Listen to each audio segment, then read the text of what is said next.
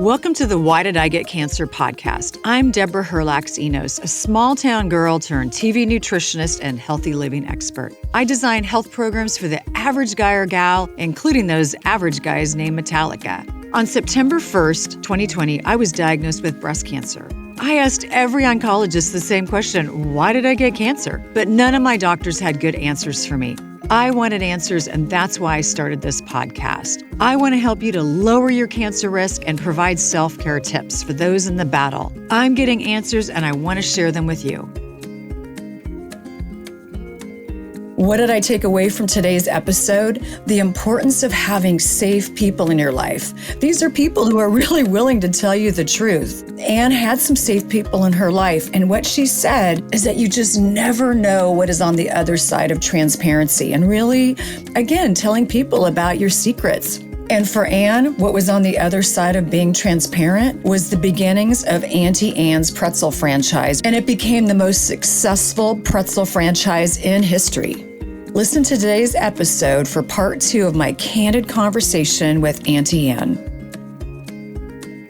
That life of freedom is health producing in every aspect. So not only do people become encouraged when they see you walking through this life of freedom, but also your physical body, your heart, your mind, it's almost like, you're just renewing. And that's another one of my favorite words from the Bible. But you're just, you have become renewed inside of your body. Absolutely. And that's the biggest surprise of all. It really is, because I know that there's people listening to your podcast right now that, in this place of whatever it is that took you into this life of pain, this life of darkness, whatever that was, you probably know what that was, but you honestly don't know how to get out of that. You don't know how to, so you keep living the life. You keep going to church, you keep being a mom, you keep being a businesswoman, maybe you're a pastor, maybe you're a school teacher, maybe you're a famous somebody. You keep showing up for life every day, but inside of you feel so discouraged and disillusioned and confused and in such pain that you honestly don't know how to begin to live again. You're so afraid. Absolutely. Right. And you're basically living a double life. You do your, public face, at the supermarket or at the school or at church. Oh, sure. How you doing? Sure. Oh, I'm just great. How are you? And then you go home and you don't talk to your family. You don't play with your daughters, and you just go into this darkness. So how can we change that public face, meld the two together, and walk in true freedom? And it's really, as you said, confession, or just finding safe people who will listen to your story and encourage you and not make you wrong for the choices you made. That's such a great advice, Deb. It's really that simple. But it's that hard. And, so we all have the internal life that nobody sees. I see you externally right now, Deb, but I don't see your internal life. We all have two lives. The internal life that only me and God know about. Honestly, me and God. And the external life is what everybody sees and knows about me and what I do, who I am out there in the world. But if we can, it's the word I'm going to use right now. If we can focus on our internal life, what is inside of me that I don't like about me? What is it that I don't like about me? And that's the very thing that I need to tell you about, right? We like to talk about our great successes and how many people come to our meetings and what we've accomplished in life. Right, and how many likes we get on Instagram. And none of that is real. None of that is real. Exactly. It's not who you are. We want people to see the external, and we want people to think that we're amazing, I guess. I don't know. Yeah, it's true. And so when you go into the internal life and you begin to write down, what is it that I don't like about me? Start writing it down somewhere. What do I not? And this is something that my very first psychologist, counselor told me in one meeting, soon after I told Jonas. We had 5 sessions with one counselor in Troop, Texas. And I was locked up as tight as, there was no way for him to unlock me because I did not want to talk about it. I was so ashamed. I was so embarrassed. I was so guilty. I was in such pain. Now I drugged my husband into my life. It was terrible. Right. And you still hadn't processed the fact that your 19-month-old daughter was killed in a farm accident. I never processed that for 7 years. That's right.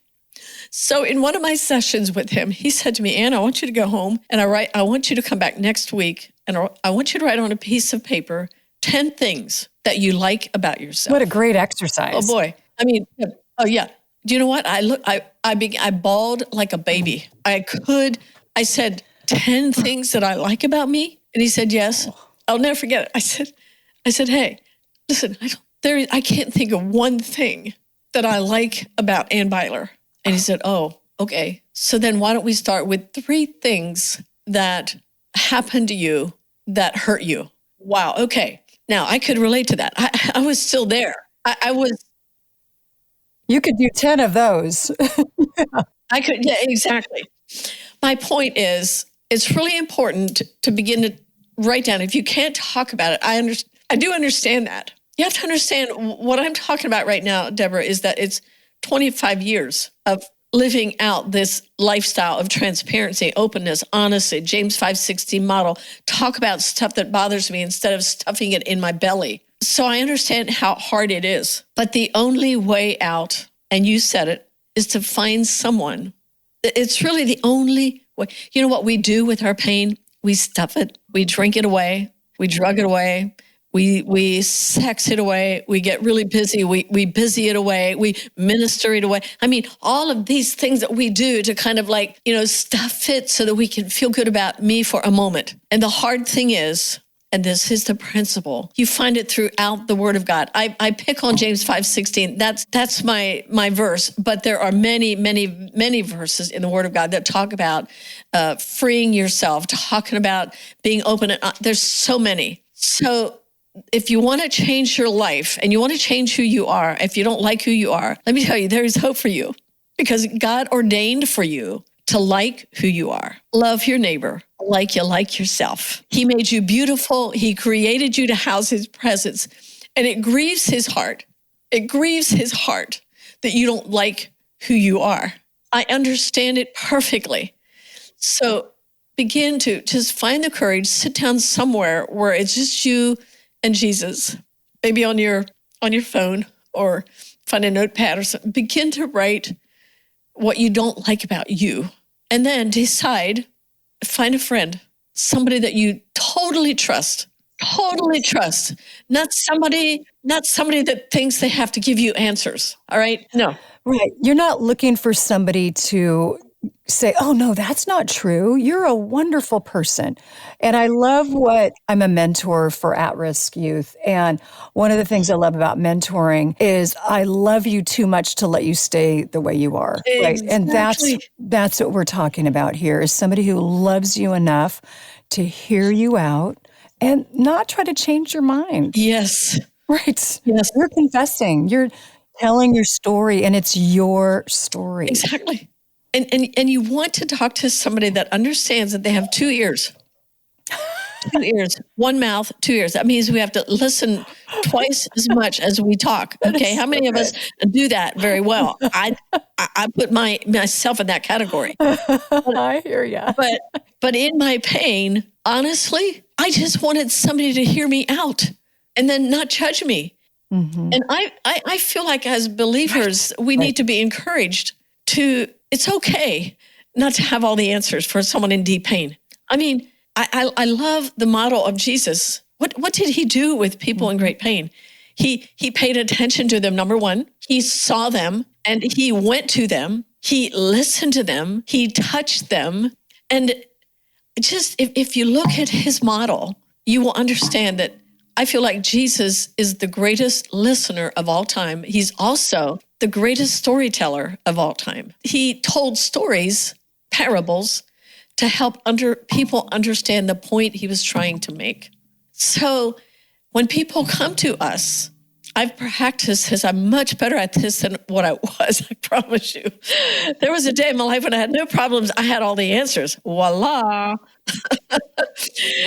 Now I know I don't have all the answers. And I have learned that when you come to me with your pain, you really want me to listen.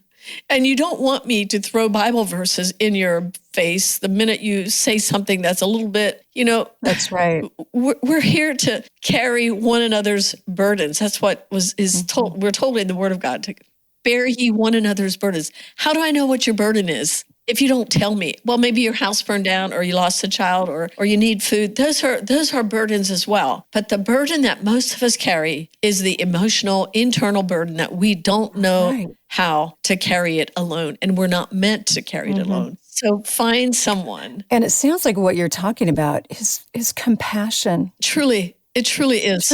Compassion for our neighbors, for our family, but also compassion for ourselves. Absolutely. Forgiveness, I will say I struggled with that before cancer.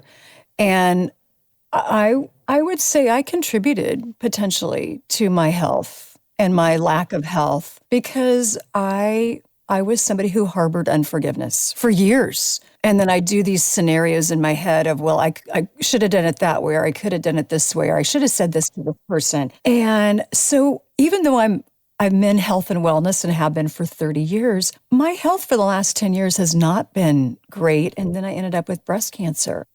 I had some forgiving to do. And I remember being in my oncologist's office and just saying, why did I get cancer? I eat organic food. I have for 30 years. I jog. I run half marathons. I do hot yoga.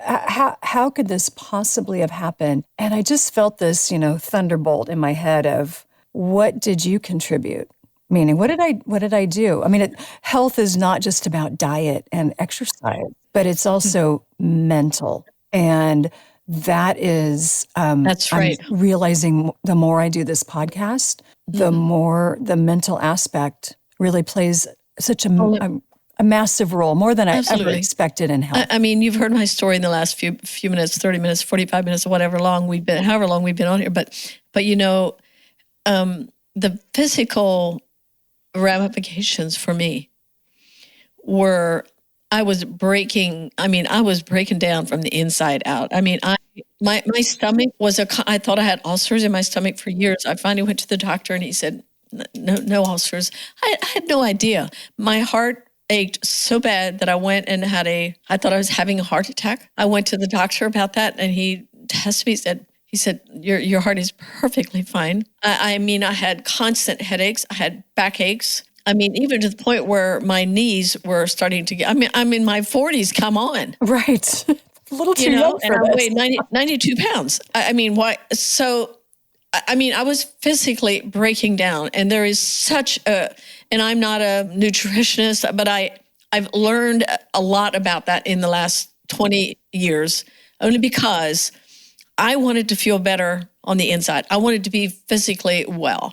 And so I know there is a connection with secrets, living a double life. And maybe it's not always living a double life, but you just have this thing in your past that you just cannot seem to overcome or cannot seem to forget or whatever it is. But yeah, it does take its toll on us physically, no doubt about it. And today, since that time I've been able to, I don't run today anymore, but for probably 15 years, I was able to run every day. I mean, I have physically, I'm fine.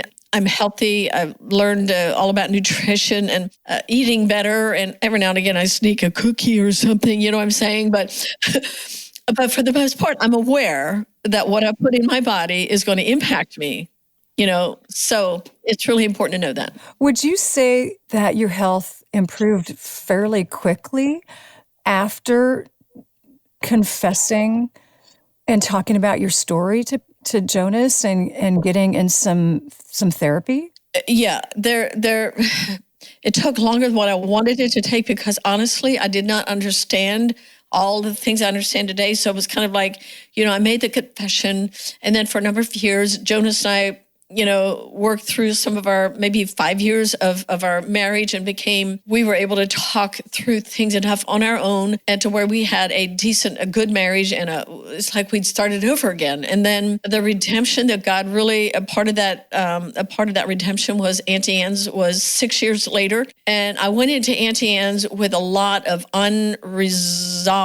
not unresolved as far as I knew what happened to me, but I didn't understand the impact of my secrets that had I hadn't dealt with the aftermath of that. It's kind of like I was hit by the tsunami, then I survived the tsunami.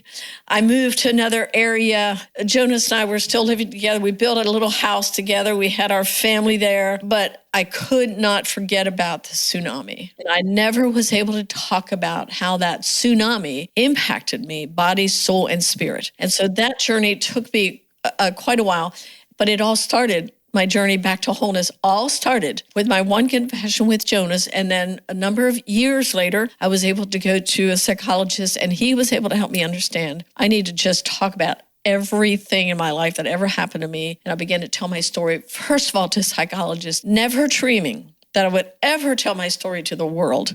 But now that is what I live for. I love sharing my story for God's glory. I want people to understand, I don't know where you're at in life, and you feel stuck, but let me tell you, there is a better life. God has a wonderful life in store for you. And it's really up to you just to pursue and to open up your life and begin to be open and transparent as much as you don't want to do that. And as hard as it seems, God never asks us to do something that we cannot do. And he will help you.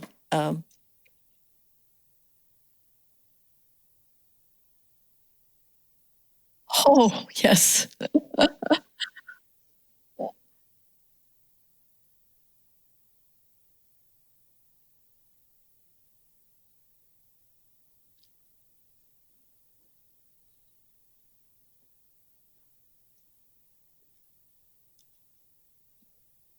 Yeah. Yeah. Yes.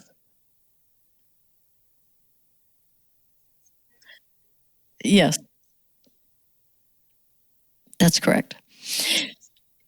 Yeah, and I'll try to keep this short. So out of our pain, our purpose was born. You never know that when you're in the midst of your pain. You have no idea that God is actually forming, creating, doing something behind the scenes, and he certainly was for us. And out of that, then Jonas and I began to counsel couples in our home and out of the church and just wherever we wanted to help people. And so Jonas then began to study psychology out of Emerge Ministries in Akron, Ohio. And he got so intrigued with people and what makes us tick. Like, he was a mechanic and a car repairman, so he was always very intuitive and wanted to know what makes things work. And so he took his car mechanic, inquisitive mind into people. Like, wow, how did we get to this place? Anyway, yes. And so he began to do marriage counseling, and he was doing it as a free service because he was so passionate about wanting to help people. And at one point then I said to him, well, hon, obviously we're not making any money, so I'm going to go to work. And so I went to work at a farmer's market, and that's where I learned about how to make soft pretzels. And 7 months later, we were then able to buy our own store at another farmer's market, and Auntie Anne's was born February the 5th, 1988. And I've always said that one little confession that I made to Jonas began the redemptive journey for us. But without that one confession to him, there would be no Auntie Anne's today. There's no doubt about that, no doubt. So you never know what's on the other side of transparency. Be strong and courageous. And so that's what we did. And we had no idea that Auntie Anne's, we have an 8th grade education, as you mentioned, and we grew up in the Amish culture, and we know how to work hard. We knew how to love people, and that's about it. And we wanted to serve God, and we knew that God had redeemed us and that he had a whole purpose here, but we had no idea.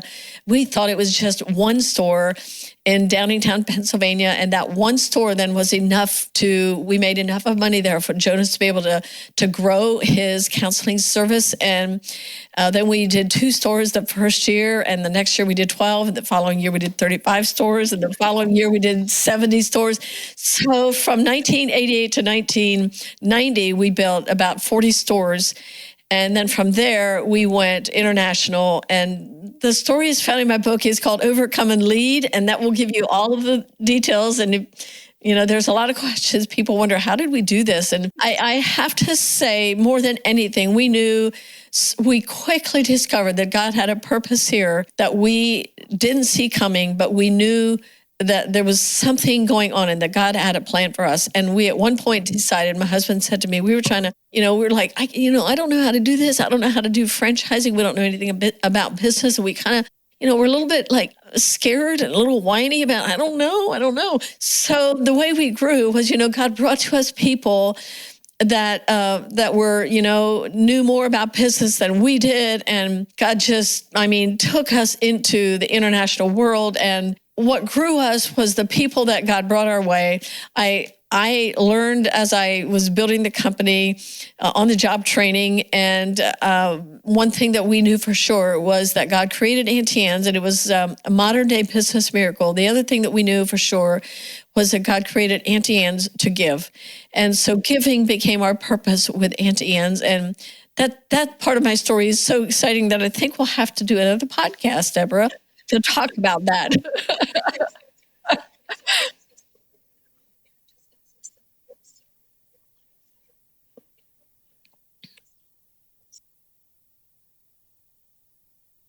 No, it was never. Yes, absolutely.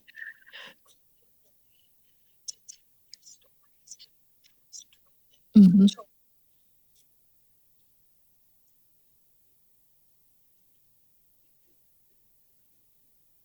Absolutely. I think loving ourselves as we love our neighbors, loving God, understanding that we were created for a very specific purpose, and understanding that Satan will do everything within his power to destroy you. And you know what he wants to destroy? Maybe not your body, maybe not physically, but what he wants to destroy is he wants to steal from you your ability to enjoy God's presence in your life. And if he can take that away from you, if like you're living in a dark place, I don't feel God, I don't know where he's God, that's where he wants to keep you. And so that's what he wants to destroy. And I'm telling you, when I came out of my dark world and I began to understand that God had a purpose for us, and I saw the beauty of my pain, I began to see the beauty of my pain. I'm like, oh my goodness, all along, there was a reason for all of this. And today, I've said this many times, God gave me a pretzel first. And that was really, really important to me. And it was so fun. It was very exciting. But then he gave me a platform. And the platform is not for me to stand up there and tell you what to do, but the platform is for me to show Jesus to the world and to let people know and see what he's done for me, and what he's done for me, he can do for you, because he is no respecter of persons. I am not special in the eyes of God. I'm not. And all of us have been created for a certain purpose. And I want people to become inquisitive about why are you here? Right. You're still alive. Right. Why are you here? You're still alive. Right. That's What right. is your purpose? Your purpose is more than just work or binging on Netflix at night. You have a bigger purpose. And who needs to hear your story? Who needs to be encouraged by you today? And I know that that's what keeps me excited, and that's what keeps me going. Even with this podcast, I didn't want to start a podcast 5 months after my last cancer surgery, but I felt like it was my next step, and not just my next step, but my next step in my healing.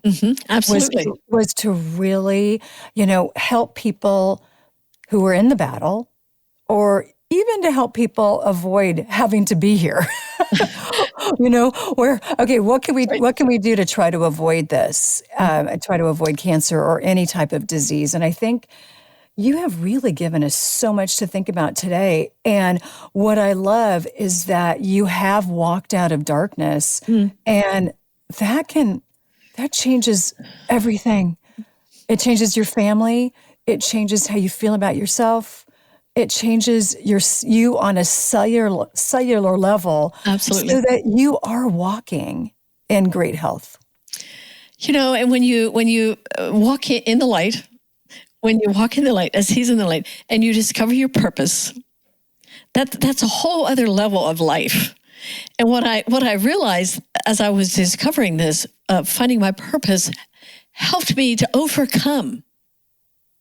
So when you discover your purpose, it helps you overcome. Like it'll get you up in the morning. It energizes you, right? It's so energizing because you're doing what you were created to do. When you find that purpose, right? It's like God is not only walking with you, he's like running beside you because it's so energizing when you find your purpose and you cannot help yourself. You just want to keep doing it over and over and over again. And you may come to an obstacle. Like here's something like, oh my goodness, Auntie Anne's was my obstacle. Like, I can't do this. But you know what? My purpose would tell me, yes, you can. You can overcome anything because this is my purpose for you. Walk in it. That's right. And having a purpose doesn't mean that it's going to be easy. Oh, no. Definitely not. No, but not about easy at all. But it does energize you. And I read some really interesting research. I'm a fan of blue zones where there's 7 areas in the world where people live to be 100 or more, usually in fantastic health. And one of their statistics was when you wake up with a purpose, it can add 7 great years to your life. Oh, yeah, absolutely. Yeah. I think my purpose gave me 40 years. Probably. I'm not kidding you. I mean, honestly, because remember I said I would rather have committed suicide. Yeah. It was easier for me to think about that than it was for me to think about telling the truth about my life. So I know that my confession, just walking in the light, has given me at least 40 years. 40 great years. No kidding. Right. Yes, ma'am. 40 great years with yes. more and more and more to come. Yes, and I'm not done yet. That's awesome. I know. Yes, your story is far from over. Yeah. Oh, well, thank you, Anne, so much. I can't thank you enough for coming on the podcast today. Why Did I Get Cancer? And oh my gosh, you're just such a blessing to others. You're such a blessing to me. I loved your book. I'm going to get your next book, Overcome to Lead. Overcome and Lead was released about 8 months ago. And then The Secret Lies Within was published about 3 years ago. Yes. So either one of those, and you can get them on my website, AuntieAnneBeiler.com, and we'll ship them to you. If you want a signed copy, if you want it, you can always order it from Amazon as well. So either way. Oh, great. Thank you. And then I highly recommend also signing up for Anne's. Is it a daily email or is it? So I do a podcast once a week, and then you'll see me on the internet on different on different media venues, social media like Facebook and Instagram and all that stuff. So good. And then I signed up for your emails, and I just got a great one today where you were talking about your TEDx talk that you gave in Chicago. Yes. So I'm gonna listen to that later today. Excellent. Well, thanks, Anne. Great having you on the podcast. God bless you. Thank you. Thank you, Deb. It was my honor to be with you today. God bless you. So inspired. So thank you.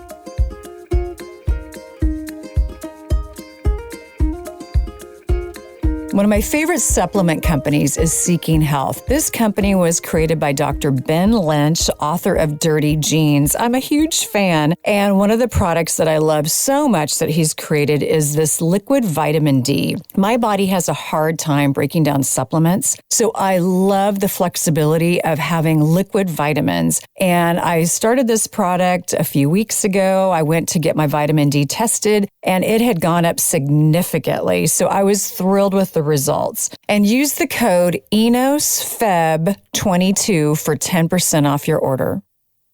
I love wearing my wireless headphones. They're so convenient, but I am concerned about wearing them for too long. There are native EMFs, electromagnetic frequencies, that come from the sun or the earth, and then there are non-native, which come from cell phones, earbuds, electric blankets, just to name a few. I don't know about you, but I don't want high levels of EMFs around my body and certainly not my head. A few months ago, I saw an ad pop up on social media about a product called WaveBlock. This company created an anti-radiation sticker that deflects the majority of EMFs that are emitted by my earbuds. I was so intrigued that I actually called the owner of the company. We had a great conversation, and I asked him some tough questions about his product. I walked away won over by his enthusiasm and his story of why. When I asked him why he created this product, his answer was to protect his kids that were surrounded by EMFs all day long. I feel like I can now wear my WaveBlock protected earbuds all day since 95% of the EMFs are deflected. In today's show notes, I have a coupon for 20% off of WaveBlock. Use the code ENOS20 when you purchase your WaveBlock products. Thank you for joining me today on the Why Did I Get Cancer podcast.